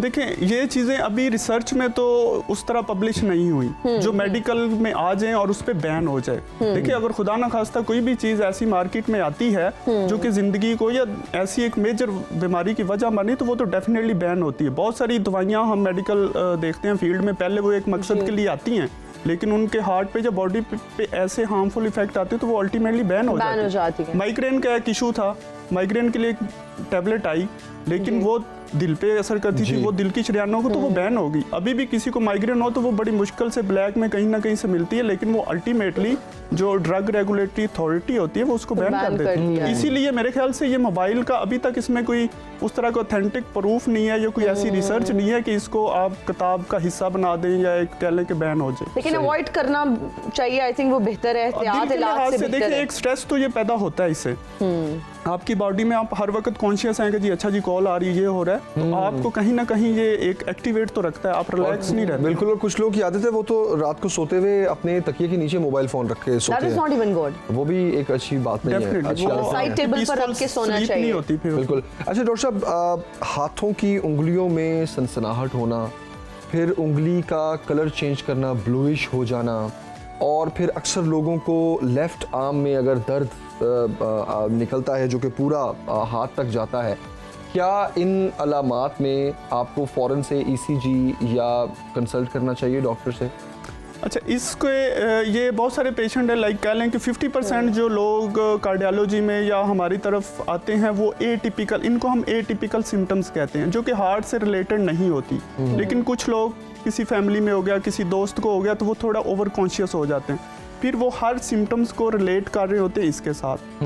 बाजू का सुन्न हो जाना, हाथ की उंगली का सुन्न हो जाना, ये टिपिकल अलामत नहीं है दिल की या दिल के अटैक की। या फिर उंगली एक नीली हो जाना। हाँ, नीली हो जाना एक डिफरेंट चीज़ हो सकती है। और अक्सर जिस तरह मैंने बताया कि कोल्ड एक्सपोजर जब ठंड में जाते हैं ना, कुछ लोगों की ये वेसल बहुत ज़्यादा कंस्ट्रिक्ट करती हैं, वो पेल होंगी या नीली हो जाएंगी, और ये कुछ लोगों में ज़्यादा प्रॉब्लम होती है और वो सर्दियों में प्रोवोक होती है। वो ठंडे पानी में हाथ धोएं, वुजू करें या कुछ, तो दर्द भी इवन के करना शुरू हो जाती है। तो उसका तो एक है कि हम उसको कहते हैं कि आप एक्सपोजर ना लें, आप थोड़ा नॉर्मल वाला वाटर यूज़ करें और सर्दी से बचे, ग्लव्स का यूज़ करें इस तरह।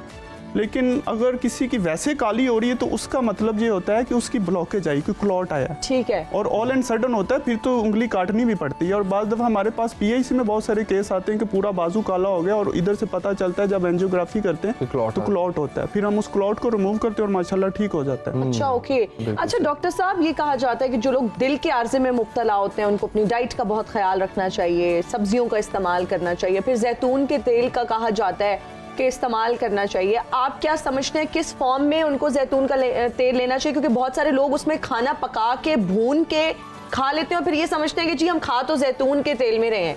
तो ये लोगों को यहाँ पर बता दीजिए कि जैतून के तेल एक तो इस्तेमाल कौन सा करें, एक्स्ट्रा वर्जिन ऑलिव ऑयल इस्तेमाल करना चाहिए, कौन सा करना चाहिए, फिर उसका तरीका इस्तेमाल क्या है, किस तरह से उसको इस्तेमाल करना चाहिए खाने में? देखिए, हमारे यहाँ ज़्यादा जो ऑयल का यूज़ है ना वो फ्राइंग के लिए होता है।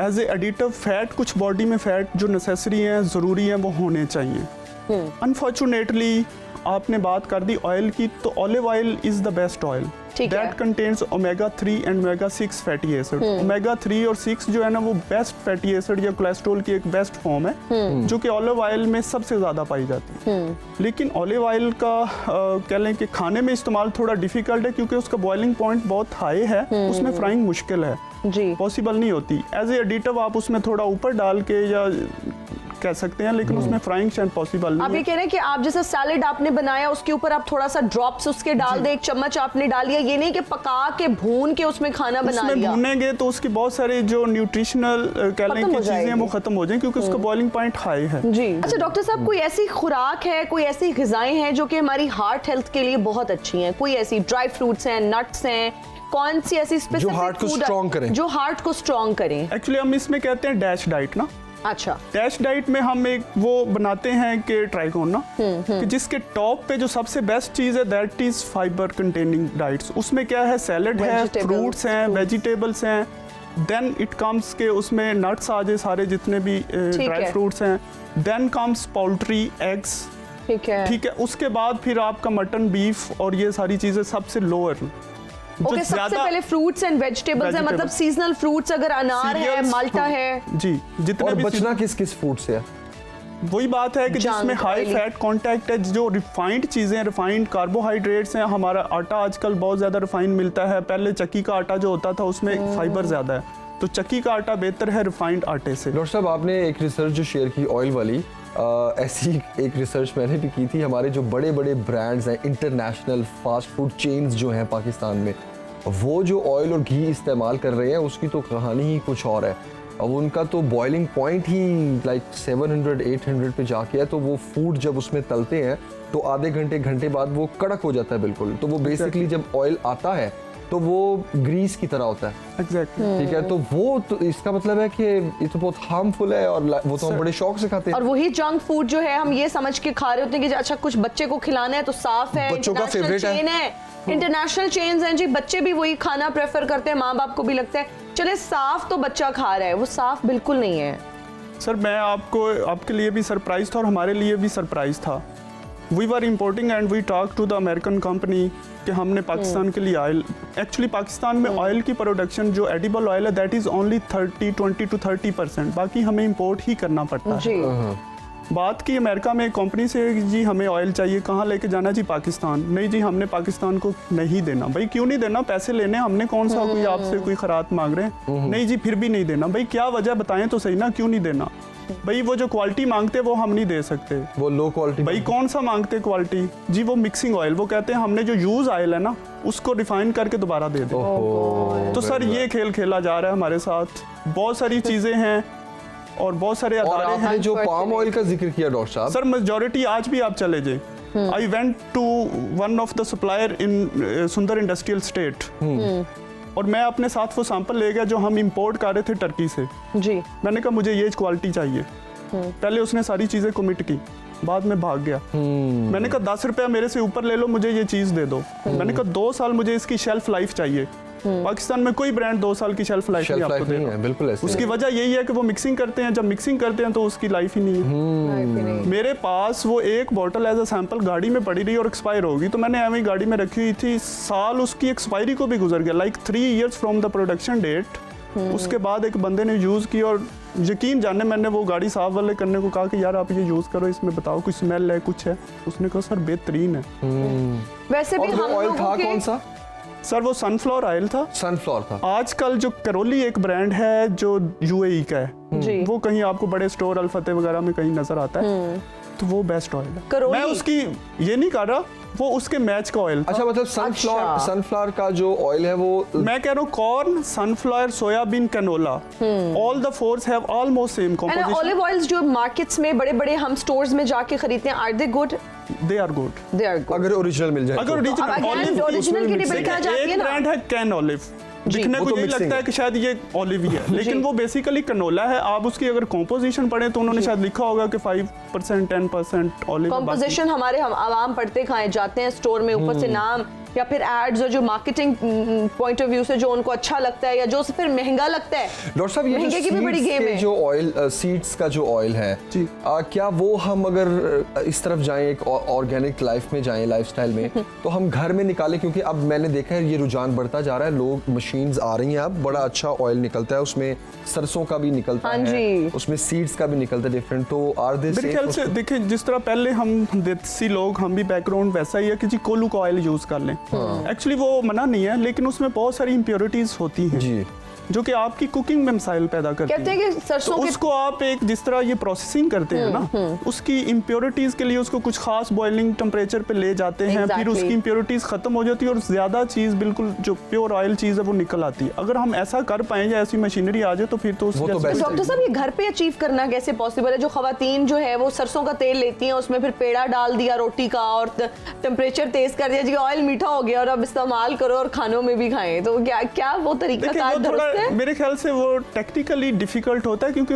उस सॉइल को उसकी शायद वेट भी ज्यादा होगा, उसकी ग्रेविटी भी, वो सारी चीजें, उसकी इम्प्योरिटीज ज्यादा होती है ना, वो ज्यादा प्योर नहीं होता। जो कोलू का बना होता है जस्ट उन्होंने ग्राइंड करके तेल और वो थोड़ा निकाला होता है, उसको रिफाइनिंग की जरूरत होती है। सही। डॉक्टर साहब कोकोनट ऑयल कहते हैं कि वो भी बहुत अच्छा है खाने में, फ्राइंग के लिए भी, और कोकोनट खाने ऑयल के लिए अभी तक इतना रिकमेंडेड नहीं है। इतना recommend. Olive oil cardiac issue के लिहाज से तो बिल्कुल नहीं। सबसे बेस्ट ऑलिव ऑयल है अगर आप उसको ऑलिव use ऑयल कर है, सकते हैं। ऑलिव के बाद चीजें हैं, इनको ऑयल गुड है। बिल्कुल सही। लेकिन डॉक्टर ऑलिव साहब ऑयल आपने को तो, ज्ञान हम पका नहीं सकते। डॉक्टर साहब ने यहाँ पर बहुत अच्छी इन्फॉर्मेशन और वो जो एक्स्ट्रा वर्जिन ऑयल मिलता है ऑलिव ऑयल फ्राइंग के लिए, क्या वो बात भी गलत है? नहीं Try वो कर ही ठीक है नहीं किसी हद सकते। तक, लेकिन कॉस्ट उसकी बहुत ज्यादा हो जाती ना।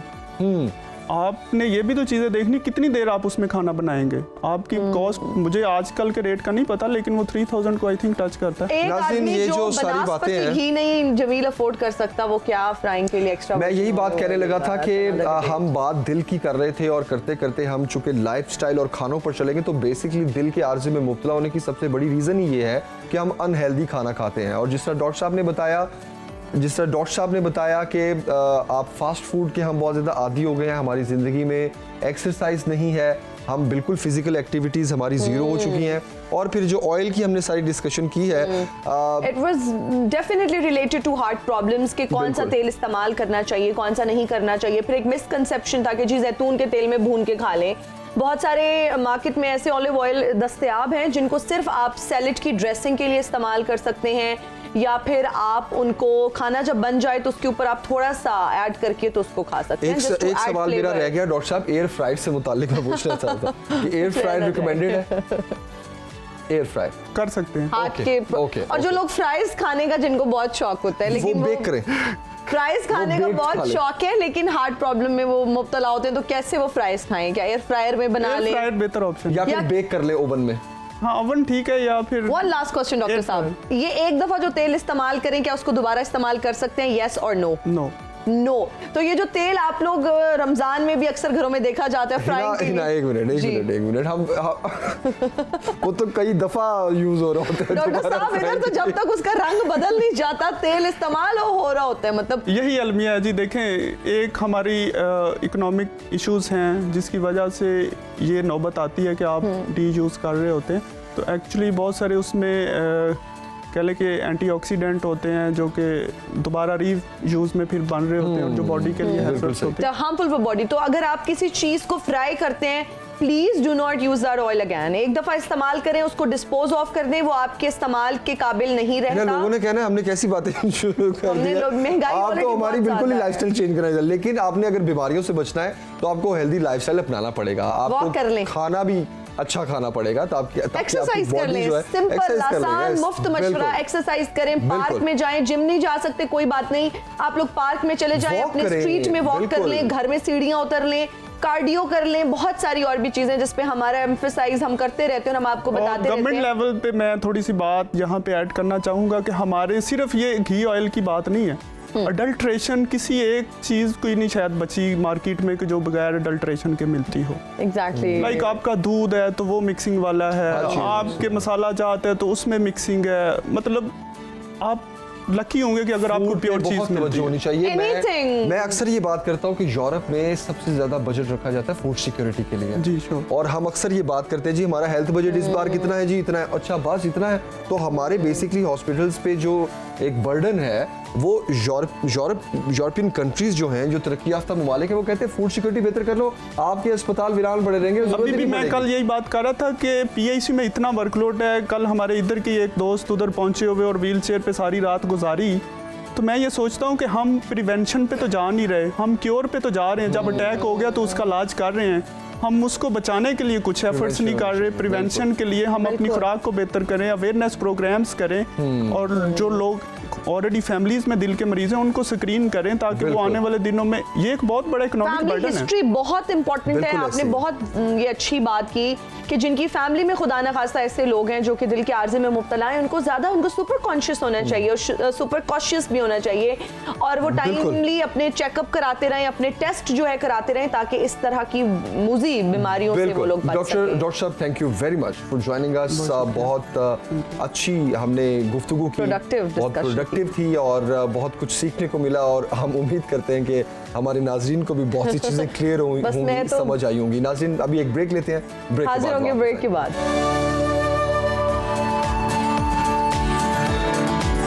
And we are right back after the break. You're watching सुनो पाकिस्तान, सुबह की हर बात। तो और कहा जाता है कि शौक का कोई मोल नहीं होता, अगर आपको किसी चीज़ की लगन है, चाहत है, तो आप उसको पाने की पूरी कोशिश करते हैं। और आज हमने एक बहुत स्पेशल गेस्ट को अपने शो में इनवाइट किया है, जो कि ट्रैफिक वार्डन है। सारा दिन सुबह से लेकर शाम तक वो ट्रैफिक को कंट्रोल करते हैं, लेकिन शाम को जब वो घर जाते हैं तो घर जाने से पहले वो जिम जाते हैं और जिम में जाके बॉडी बिल्डिंग करते हैं। और बॉडी बिल्डिंग का उनका जो शौक है, उन्होंने उनको अब मिस्टर लाहौर का टाइटल उन्होंने जीता है। इस हद तक वो शौक है। एक होता है फिटनेस के लिए, एक होता है कि आप बॉडी बिल्डिंग करते हैं बेसिकली, और आप फिर मुकाबला कंटेस्ट भी करते हैं।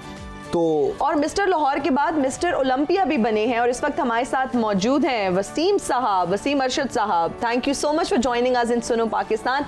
सबसे पहले तो आपको बहुत बहुत मुबारक हो, मिस्टर लाहौर का टाइटल आपने अपने नाम किया। आप इतनी मेहनत करते हैं, आप सुबह ट्रैफिक कंट्रोल करते हैं, रात को फिर आप जाते हैं जिम में और बहुत मेहनत करते हैं, और लगन से आपने ये टाइटल जीता। इस टाइटल के बारे में हमें बताइए। जी बड़ी मेहरबानी, thank you. First of all madam, मैं अल्लाह पाक का शुक्र अदा करता हूँ कि अल्लाह पाक ने अपना ख़ास करम किया और ये मैं टाइटल विन कर सका। तो मिस्टर लाहौर का टाइटल जीतने के लिए क्या खूबियों का होना जरूरी है, क्या खसूसियात का होना जरूरी है?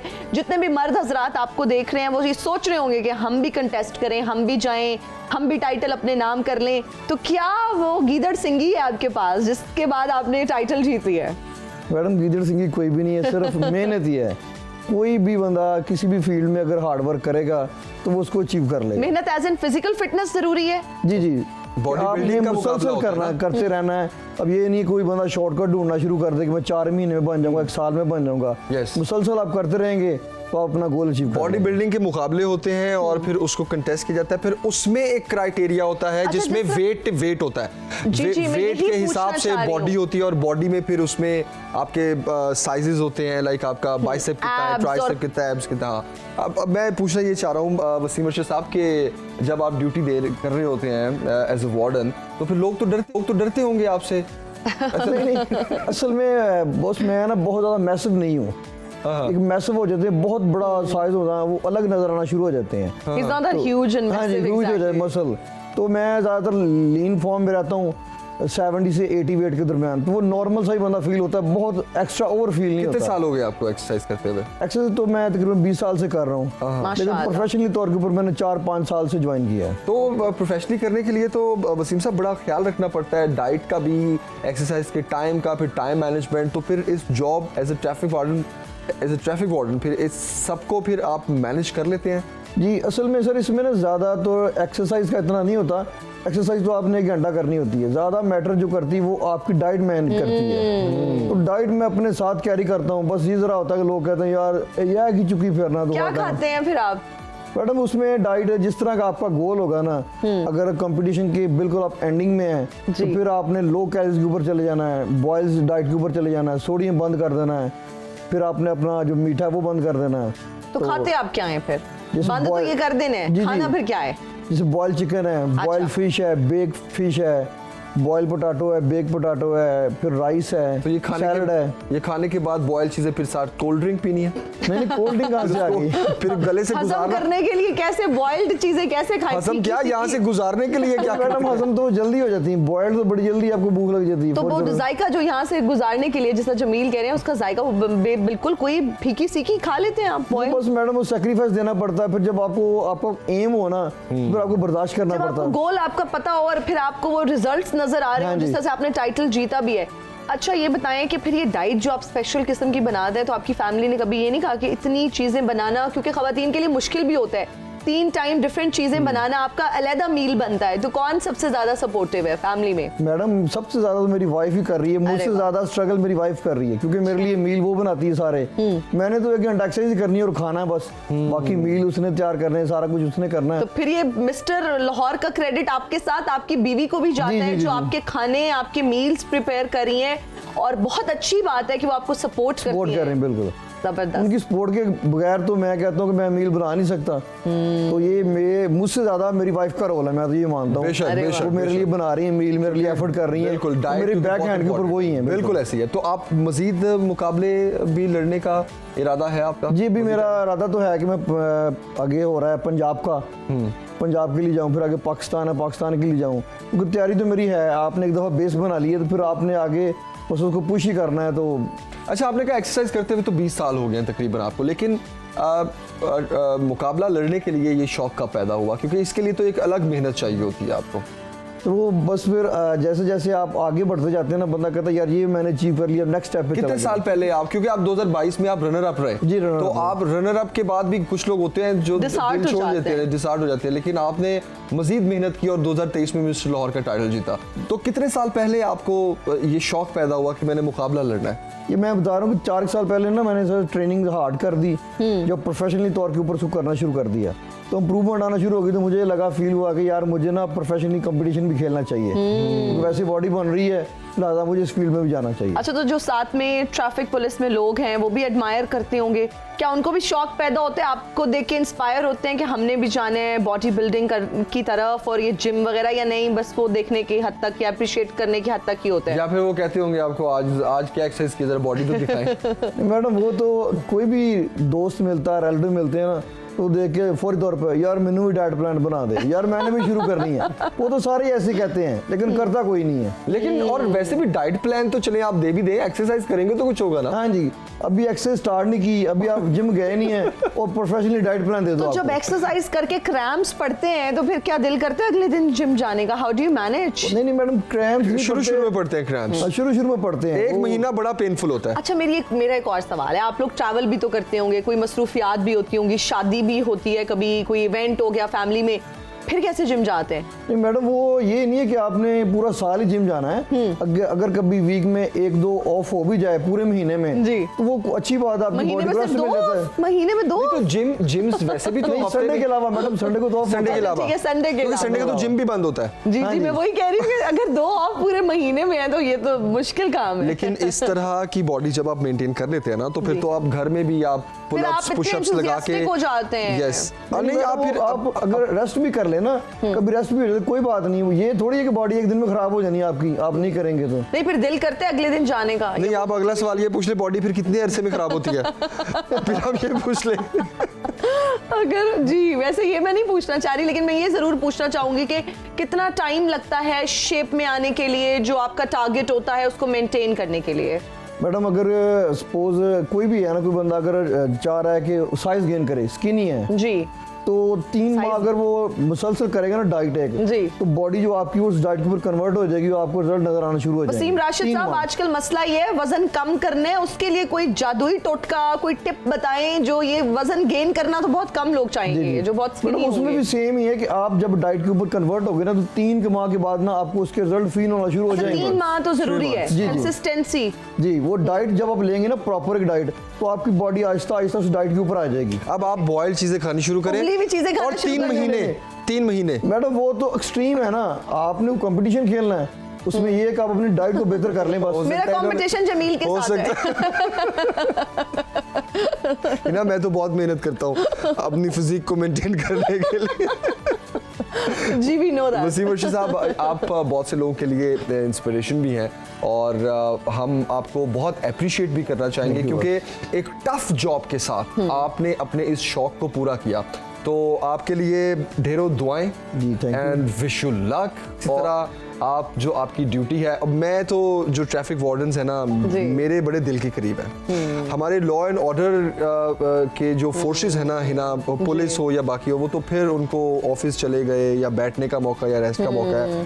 ट्रैफिक वार्डन्स, धूप हो, आंधी हो, बारिश हो, जैसा भी मौसम हो, और अब आप खास तौर पर आजकल जब लाहौर में ट्रैफिक के इतने मसाइल हैं, मैं देखता हूँ अक्सर बड़े बड़े इशारों पे ट्रैफिक वार्डन जल्दी से आते हैं, इशारों को बंद करते हैं, येलो लाइट ऑन करते हैं और फिर खुद उसको कंट्रोल करते हैं, क्योंकि वो जितना टाइमर लगा होता है ना उस पे सिग्नल्स पे, उसमें भी वो रश बहुत ज्यादा बढ़ जाता है। तो आपको बहुत ज्यादा हम अप्रिशिएट भी करते हैं। हम तो आपको सैल्यूट करते हैं भाई, आप इतने मुश्किल इस शोबे में हैं, उसके साथ साथ आप अपने पैशन के लिए भी वक्त निकाल रहे हैं, फिर आपने जो टाइटल जीता और फ्यूचर प्लान्स के बारे में जो आपने बताया, हम उम्मीद करते हैं कि आप पाकिस्तान को इंटरनेशनल भी रिप्रेजेंट करें और बहुत सारे टाइटल्स लेकर। और वो अमेरिकन जो पुलिस वाले होते हैं ना, उनकी बहुत वीडियोस और पिक्चर्स नेट पे आती हैं, बड़े बॉडी बिल्डर होते हैं, वो कहते हैं ओह वाह चेक करें यूएस में इस तरह है, तो हमारे पास भी है। आप क्या टिकटॉक वगैरह पर किसी सोशल मीडिया प्लेटफॉर्म पर एक्टिव हैं कि लोग जो आपको देख रहे हैं आपको भी फॉलो करें, फैन फॉलोइंग बढ़ जाए या नहीं? अभी कहीं पर एक्टिव नहीं है? नहीं, फेसबुक के ऊपर है मैडम मेरा पेज। फेसबुक पेज है आपका? फेसबुक तो बॉडी की भी पिक्चर जी वहाँ पे मैं हाँ जी करता हूँ, ताकि लोग इंस्पायर होते रहे। अपने पेज का नाम बता दीजिए ताकि जो मेरे लोग पेज का नाम है शहीर फिटनेस के नाम से पेज है मेरा। शहीर फिटनेस, हाँ जी। ओके, जबरदस्त, वसीम अर्शी साहब थैंक यू, बहुत शुक्रिया हमारे लिए आपने वक्त निकाला, हमें स्टूडियोज में ज्वाइन किया, थैंक यू सो मच। नाज़रीन एक ब्रेक लेते हैं, ब्रेक के बाद वापस आए। हिंट आपने देना है। And we are right back after the break. You watching Suno Pakistan, सबकी हर बात। और अब आते हैं अपने बहुत ही इंटरेस्टिंग सेगमेंट क्या आप जानते हैं की तरफ। और पहली जो पहेली है वो मैं पूछूंगी जमील से, और जमील को मैं पहले हिंट्स नहीं दूंगी, पहले मैं पहेली पूछती हूँ। जमील, एक चीज है। नहीं, पहले हिंट्स, पहले तो सुन तो लो ना, पहले हिंट्स आप पहले सुन लें, फिर आप मैं आपको हिंट दूंगी। Okay okay. एक चीज है जो चलते चलते जब थक जाती है तो उसका सर काट देना तो वो दोबारा चलना शुरू कर देती है। वाओ। एक चीज है जो चलते चलते जब थक जाती है तो उसका सर काट दे तो दोबारा चलना शुरू कर देती है। What is that? क्या ये चीज है? कुछ जानदार है? Why would I tell you that? कोई जानदार है? जानदार नहीं है। जानदार नहीं है। रोजमर्रा इस्तेमाल किया या कभी कभी इस्तेमाल होती है? कई लोगों के लिए रोजमर्रा इस्तेमाल किया है। बड़ों के इस्तेमाल किया या बच्चों की? के लिए, छोटे बच्चों के लिए। छोटे बच्चों की, ओके। जी, Jamil is trying to be very smart. और ना ज्यादातर स्कूल में यूज होती है, आपने भी की होगी बचपन में, अभी भी शायद करते हैं, घर में भी होती है। तो फिर ये सवाल होना चाहिए था, एक चीज है जो चलते चलते जब खत्म हो जाती है तो उसका सर तराशते हैं तो दोबारा चलना शुरू कर देती है, ये होना चाहिए था सवाल। थोड़ा सा ट्विस्ट मैंने इसमें डाला है ना, जब वो चलते चलते थक जाती है। लेड पेंसिल की बात हो रही है। Right, oh yes, lead pencil की बात हो रही है। Clapping clapping clapping clapping. क्योंकि लेड पेंसिल जब आप यूज करते हैं तो उसका सिक्का जब घिस जाता है तो उसको आप दोबारा तराशते हैं, उसको शॉप करते हैं। वेरी ठीक है, तो फिर उसके बाद वो दोबारा चलना शुरू कर देते हैं। और वो दोबारा से आप उसे लिखना शुरू कर देते हैं। आपने अपने बचपन में लेड पेंसिल यूज किया? बहुत यूज किया। मैं क्या तख्तियों वाले दौर में थी, मैं पेंसिल वाले दौर में थी। चले दोबारा सवाल पूछते हैं, क्या आपने अपने बचपन में तख्तियां यूज की हैं? वेल नो, मेरे अब्बू ने की हैं तख्तियां यूज। तख्ती दवात कलम नहीं यूज की? नहीं, मैं इतनी पुरानी नहीं हूँ। स्लेटी भी नहीं यूज की? Not at all. Black colour की स्लेट होती थी और स्लेटी होती थी। हमारे इवन स्कूल में ब्लैक बोर्ड था? नहीं, व्हाइट बोर्ड था, ऊपर मार्कर से लिखते थे। अच्छा, ब्लैक बोर्ड चौक वाला जमाना भी नहीं देखा। नाज़रीन, आगे बढ़ते हैं। आपके ज़माने की नहीं हूँ मैं, नए दौर की हूँ। छोड़े अब आगे बात करते हैं। अगला सवाल हमारा ये है, क्या आप जानते हैं हमें, अगला सवाल ये है कि मोतियों का जजीरा किसे कहा जाता है? पर्ल्स का यू मीन? मोतियों का जजीरा किसे कहा जाता है? पर्ल आइलैंड जापान में, मैं बताती हूँ, वेट, एक आइलैंड है, आई डोंट नो इसकी प्रोनाउंसिएशन क्या है, दैट इज मिकी मोटो और मिकी मोतो आइलैंड है एक वहां पर, that's called Mikimoto Pearl Island, Japan में है शायद वो। ये मेरा वाइल्ड गेस था वैसे, I am not sure about it. अच्छा, कोई हिंट दे दें? हाँ। अब मैं, he is just making fun of me, मतलब हिंट दो ना। हाँ तो पूछिए ना। कहाँ पर है? पाकिस्तान के करीब है? पाकिस्तान के करीब है। ओके, मैं कभी वहां गई हूँ? शायद आप उसके आसपास से गुजरी हो। आसपास से गुजरी हूँ? दुबई के पास है? दुबई, इतना बड़ा हिंट दे दिया है हिना को। मुझे दुबई के आसपास है। जियोग्राफिकल थोड़ा मेरी mapping is not that good. Map मंगवाते हैं? नहीं, आप मुझे हिंट दें। स्टार्ट, उसका पहला अल्फाबेट क्या? Saudi Arabia, Saudi Arabia, Saudi Arabia. ऐसा हिंट देना है? पहला वर्ड है बी। B, B.